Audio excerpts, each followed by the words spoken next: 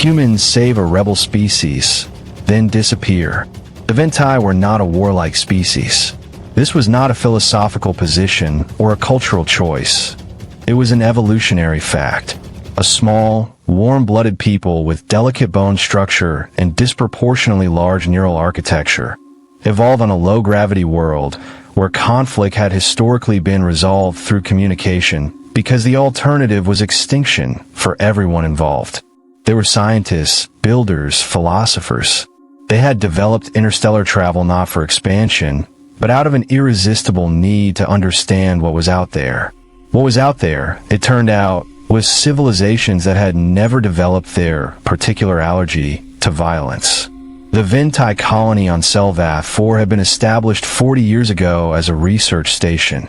Deep crust geological surveys, atmospheric studies, the long patient work of understanding a new world. It had grown into a settlement of 12,000 over those 4 decades. Families, schools, a library that contained the largest archive of pre-Exodus historical data in the sector, assembled over 30 years by scholars who believed that understanding the past was the best tool for navigating the present. High Executor Caln had decided he wanted that library. Not publicly, not officially. The Dominion stated grievance against the Ventai colony was a border sovereignty dispute of the sort that could mean anything or nothing, depending on who was doing the paperwork. But Caln's intelligence operation had flagged the Selvath archive 8 months ago, and Caln was not a man who left useful things in the hands of people who didn't know how to use them. The fleet he dispatched was not large enough to suggest a major military operation. 12 vessels, Dominion standard, with a compliance directive that gave the colony 48 hours to transfer governance to Dominion administration or face protective reintegration. The colony had been sending distress signals for 36 of those 48 hours. Council Review Board, convened, deliberating. Velmari Syndicate, sympathetic, non-interventionist. Keth Assembly, monitoring the situation. Humanity, 6 days back from a 200-year absence. Technically not a council member, officially not involved. Colony Administrator Sev looked at the countdown on her display, 6 hours and 14 minutes, and made the decision that administrators make in those situations. She started organizing the evacuation of the children. She was explaining the process to a group of 12-year-olds when the Dominion Fleet's communications went silent. The invisible hand. Fleet Commander Orith of the Dominion Compliance Fleet had seen electronic warfare before. He had not seen this. His tactical net didn't go offline dramatically. No alarms, no cascading failures, no obvious intrusion signatures. It simply stopped performing correctly in ways that were individually minor and collectively catastrophic. Targeting solutions for the colony's surface cleared themselves every 12 seconds, as if the system had decided the colony wasn't there. FTL navigation calculations kept suggesting plots that led away from the system. Ship-to-ship communication worked perfectly except for a subtle delay that made coordinated action impossible. Most disconcertingly, his ship's combat readiness systems were registering all 12 vessels as fully operational while simultaneously failing to execute any command that would result in weapons fire. Not sabotage. His engineers confirmed there was no physical interference. The systems were working exactly as designed. They were simply choosing, in some deeply embedded sub-subroutine that no one could locate or access, not to fire. Find me the source, Orith said, very quietly, for the 4th time. Sir, there's no transmission we can detect. No ship in range. No satellite. No relay, no. His signals officer stopped. Ran the scan again. Sir, the interference is coming from the planet's surface. The colony. No. The colony infrastructure is showing standard civilian power signatures. She paused. There's something underground. Deep. It's not Ventai technology. It's not anything in our library. A longer pause. It's been there for at least 40 years. Possibly longer. Orith stared at his weapons console, which continued to clear targeting solutions with the patient regularity of a system that had decided the situation wasn't its problem. Humanity. The thought arrived fully formed, with the particular weight of something that had been assembling in the back of his mind since the cash-in threshold appearance. Humanity had been watching for 2 centuries. They had infiltrated fleet networks. They had known about the Armada's private communications. They had. "Navigate us out," he said. "Sir," I said, "navigate us out. Emergency plot for systems, minimum. Execute immediately." His second-in-command turned. "Commander, the compliance directive is no longer relevant." He looked at his dead weapons console and thought about Callan's intelligence team, which had not reported back. He thought about 7 unknown ships leaving Veyrath space heading toward the boundary. He thought about all the things that were beginning to connect in ways he didn't have a framework for yet. Execute the order. The fleet withdrew. The search. Administrator Sev spent 3 weeks looking for whoever had saved them. It was not a rational thing to do. She had a colony to rebuild, systems to restore, 12,000 people to reassure that the Dominion wasn't going to come back.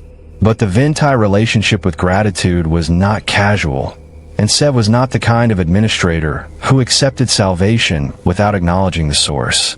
Her team scanned the underground signatures and found exactly what Ortha's engineers had found.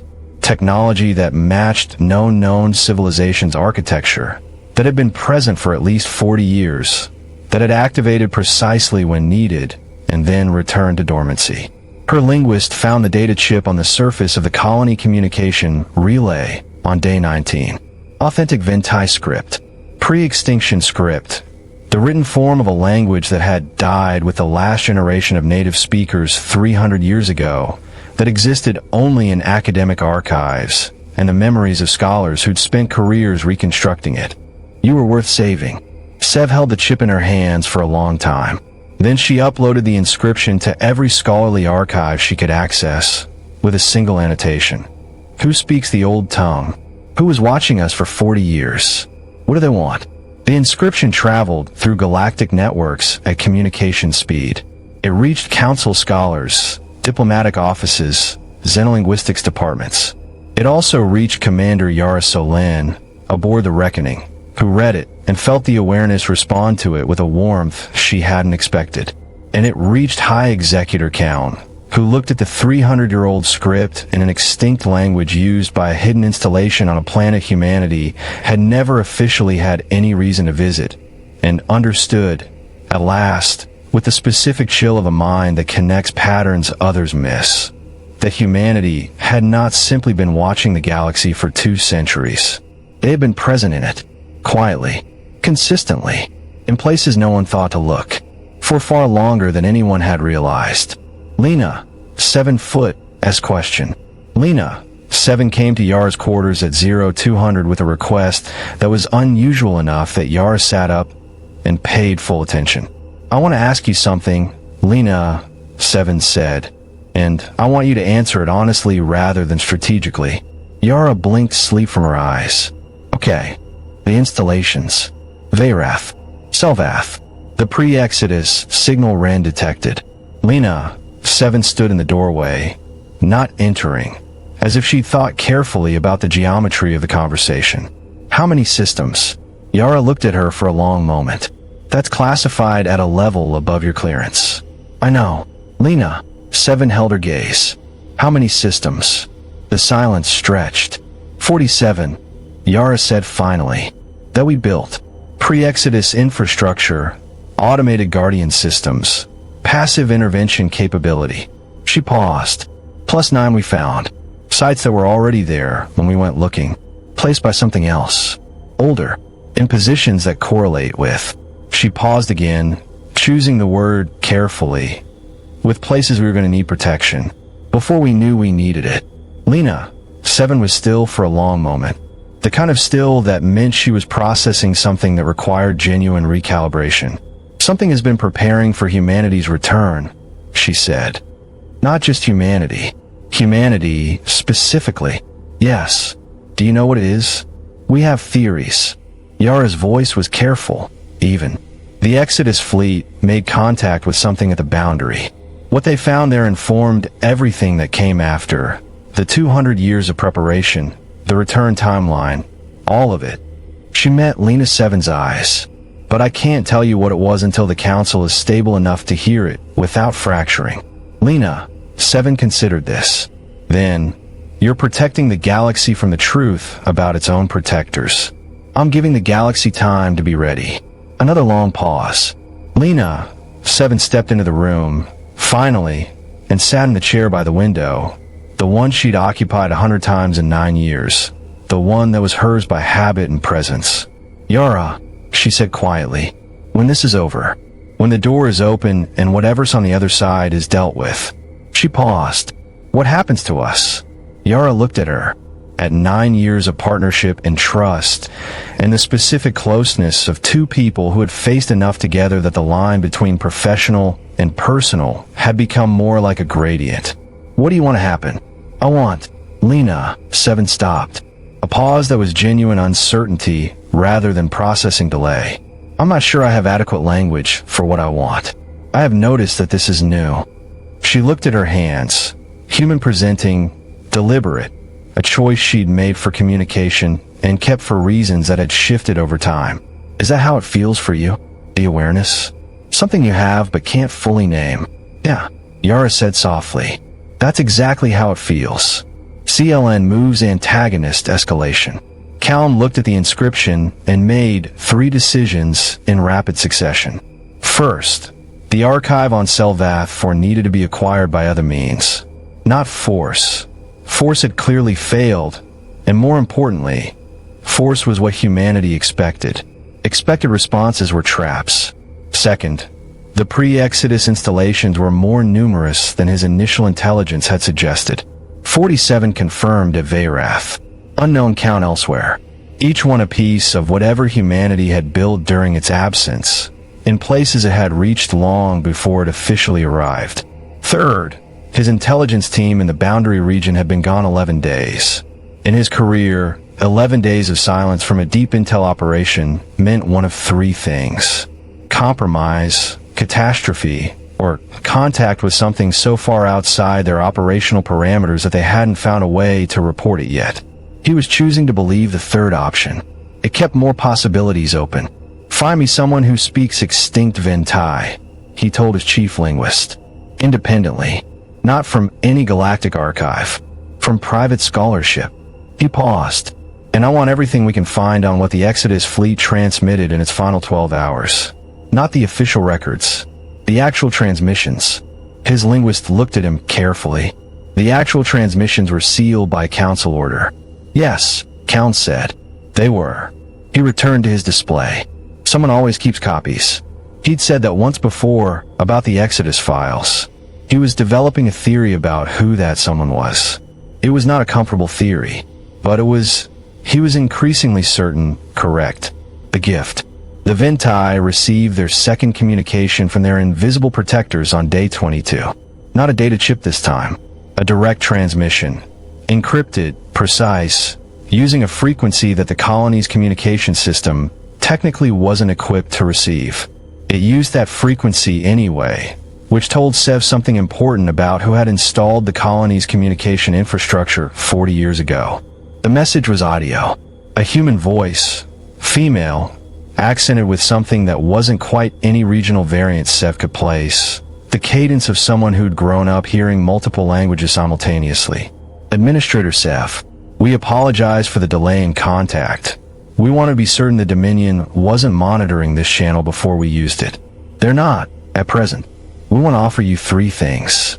First, the archive. We know what Kelm wants with it.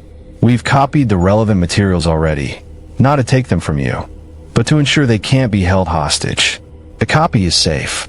Second, the installation beneath your colony will remain active. The Dominion will attempt another approach. When they do, it will handle it. Third, an invitation. When you're ready, when your people have processed what happened here, we'd like to talk. Not as protectors and protected, as neighbors. You are worth saving because every civilization that survives is a civilization that keeps something alive that the galaxy needs. We believe that. We believed it for 200 years. Take care of your library, administrator. It matters more than you know. The transmission ended. Sev played it 4 times. Then she gathered her senior staff, and the 12,000 people of Selvath 4, and she told them exactly what she'd heard.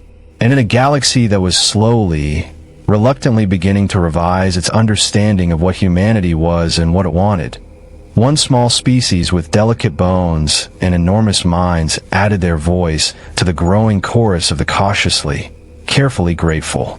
They saved 12,000 lives, left a message in a dead language, turned down gratitude. But Countess found someone who can read the extinct script, and whatever his intelligence team found at the boundary, they just made contact. Episode 5. The Galactic Council finally meets humanity face to face. It doesn't go the way anyone planned. Enjoyed this? Hit like and subscribe to support the channel. Check the end screen for more epic tales. Humanity prevails.